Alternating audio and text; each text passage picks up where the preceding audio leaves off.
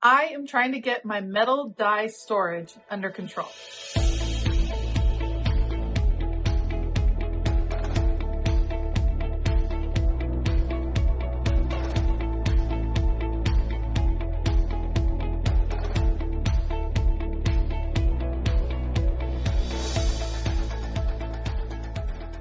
Hey y'all, I'm Elisa, the Scrappy Wife behind ScrappyWife.com. And recently, I would say in the past 6 to 8 months, I have fallen in love with using metal dies in my crafting, in my journaling, in my memory keeping. And I ended up purchasing many new metal dies over Black Friday, and my system for organizing them just wasn't working. It was just too cumbersome, and I could not really use my metal dies very effectively. So I have a new system, and I thought I would bring you guys along to check it out. Today, we're going to organize some metal dies. We're going to categorize them, and I'm going to talk about why this new system, why I think it's going to work for me. All right. Let's go. Okay, so let's start out with what I was doing before. So before, I only had a handful of metal dies, and I was using a bin from the Home Edit like this. To organize my dies, I would have them in sleeves. Like you see right here, they were labeled with the maker. These are magnetic pieces inside the sleeves, and that would hold the dies in place. I had them all lined up. It worked well because I only had a few. But here's the thing, this is heavy. When you add all the metal dies plus the magnetic sheets, it started to get really heavy, and I wasn't really able to categorize them in the ways that I was wanting to. It just wasn't a system that was going to adapt well with this growing craft, with this growing supply in my space. So I started to look online for some different ideas. Everyone said magnetic sheets were the way to go because it just keeps the dies organized, keeps them from getting bent. That seemed like a good plan. And here's what I ended up getting. I went on Amazon and I found this binder. This is a smaller binder. Yes, it's beautiful and purple and holographic. And within the binder, let me just do this over. This is one of the new ones I just ordered. Within the binder, there are these pages, and you can just see it has the magnetic sheet in there, and I can just flip through. You can open it and pull these out so that you can rearrange them very easily. This just seemed like a really good way to go. I think the binder was $17, which felt a little bit expensive, but considering it came with the binder, with the sleeves, with the magnetic sheets, once I had that, then that made sense. I think it has maybe 10 sheets. Yeah, 10 sheets in each one. And I bought several of them. And so I think this is going to be pretty effective in organizing. My one issue is that I have a few dies that are larger, that are taller, because they're designed for the Elizabeth Crafts planner system. So I'm going to have to kind of experiment and see what will work with those. But here's what I'm thinking. So I have a couple of these that I've already been filling up with some dies that I had in my stash. I need to empty the pieces out of those. So these are already dies that were in the stash, and they're not really organized in any way. I literally just would grab something, put it in, and then grab something else. I have a couple that are already filled. I have some more binders that are new, and what I'm thinking is, what I'm going to do is try to take the rest of my metal dies, get them into pages. Then I'm going to take the pages and sort them on my table into some different categories so that I will be able to find the metal dies that I am looking for. So that's what we're going to do today. And I'd love to hear how you guys store metal dies. It is tricky because it does, like, even this small book is a little bit heavy. That's why I think storing them in smaller containers like this is going to be really handy once they're labeled and ready to go, because I'll be able to like move it around easily. Once you add all these up and it starts to really, I don't want to have to pull down every single metal die I own every time I want to use my die cutting machine. So That's the thought process. Let's put these aside right now. Let's get to organizing the ones that are still like in containers and such, and then we'll talk sorting. I do find metal die packaging to be some of the worst packaging out there. I've always been a big proponent of taking your supplies out of their original packaging. Very, very rarely is the original packaging meant to hold up over time. It just isn't meant to last. It's just for the sale of a product, and it's not going to last as you're taking things in and out of the packaging over and over. And that is super, super true of metal die packaging. It tears and comes apart pretty much from the very beginning, is what I have found. It just is not.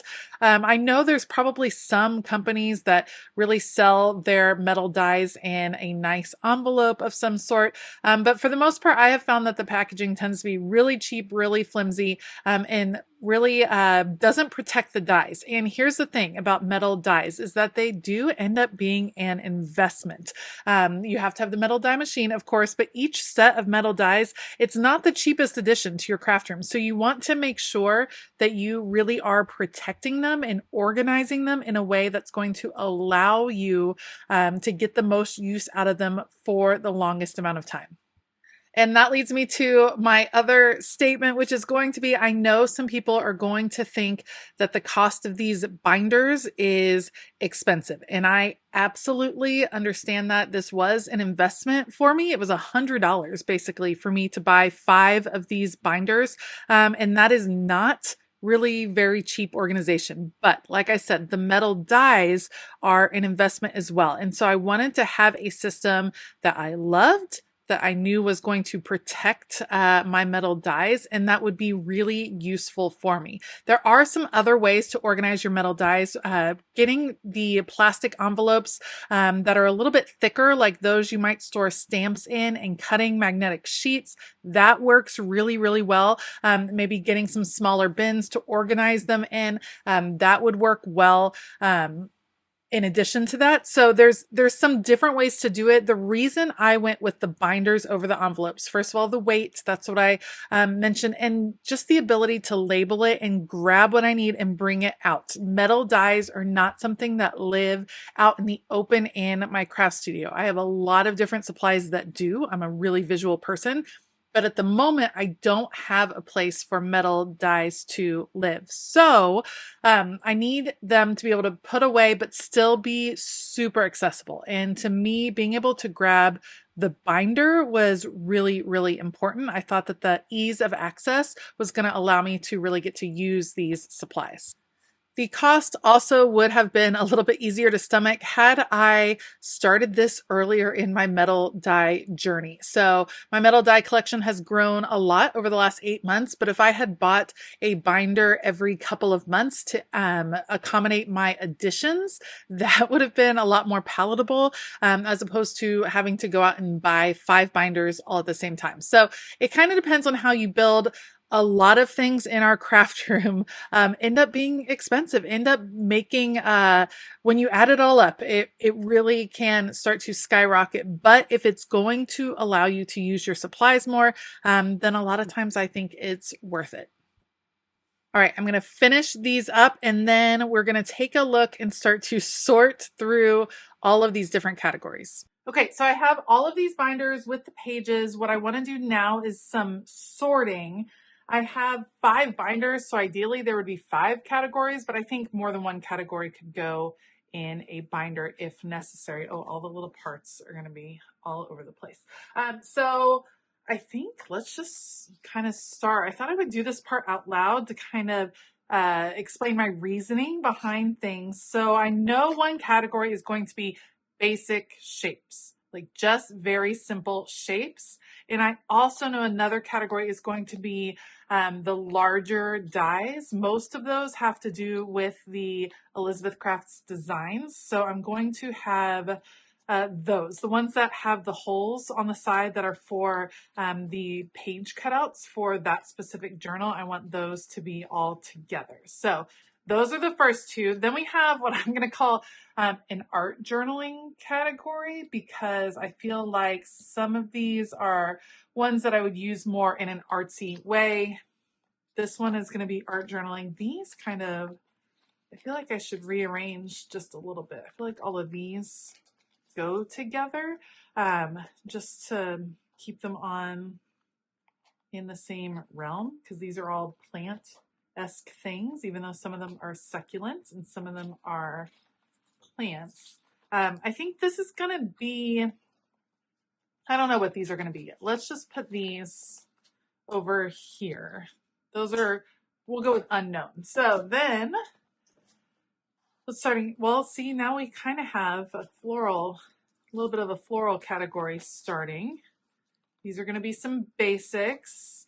Now these, even though they're not tall, they are very specifically for that Elizabeth Crafts design. So they're going to go over here. Same thing with this one. This is holiday. That's a category. This is holiday. That's a category. Art journaling, basic shape, basic shape.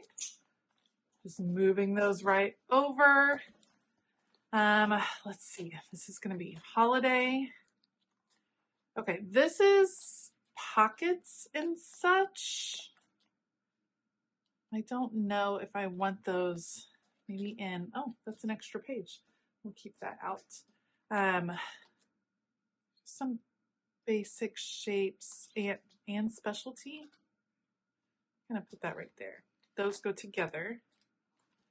This is for the Elizabeth Crafts designs. You could also use it with art journaling. I think because they're tall, I'm going to put them there. This is definitely art journaling. This is kind of that specialty realm. Specialty realm. Holiday, art journaling. Okay. Making progress. Moving on. Specialty, or no, shapes, shape, shape, shape, shape. Shape.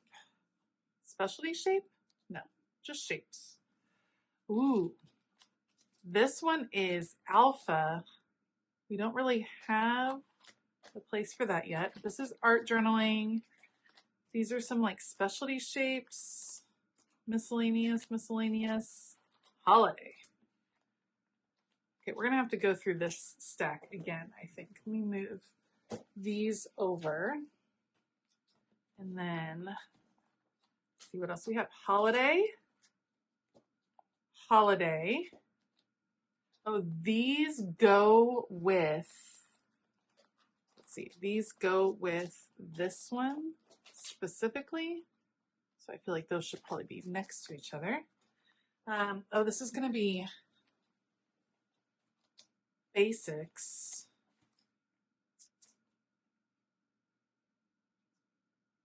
Basic shapes. That's cute. I feel like these are some, oh, this is the floral. More floral. Art journaling. Nested shapes. And this is a pocket. Okay. So I think we have some good categories starting. Let's start putting some in binders and see how they start to fit. And then we have some categories we need to deal with. So first we have the nested shapes. And I think that's probably a good title for this specific grouping, is the nested shapes. Just looking a little bit, yeah, that will work. All of these together makes sense, works. Okay, nested shapes. Oh, one more. All in one. And that's pretty full. That's looking good. Then I know that the Elizabeth Crafts designs, those that are meant specifically for, I can do this, let me see. Those are that are meant specifically for that system.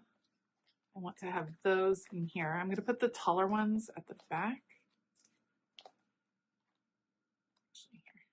And then this first, and then this. And then these are all the different pages here. These two go together. And this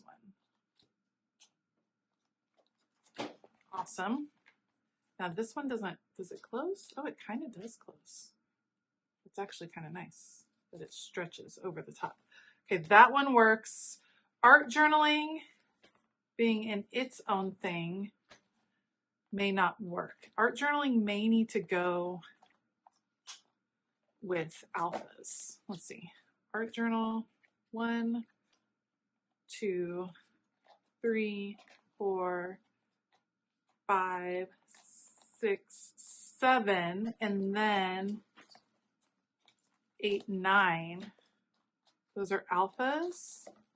And you know what other one might fit well with that grouping was this, because it had words. Okay.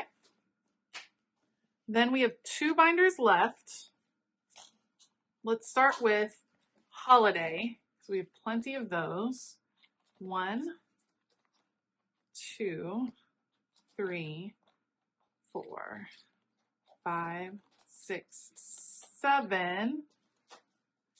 Holiday and floral, maybe. And that one would be all together. It's a little thick for that one, but that'll probably work. And then that leaves all of these in one. And these are, let's take the extras out. These are shapes. And let's see. Wait. Let's talk about this. Pockets and shapes. Yes, is that what we're thinking? Pockets and shapes. Yes, that works. Pockets and shapes as a category will work. Great. So I am going to get all of these put in and get to labeling.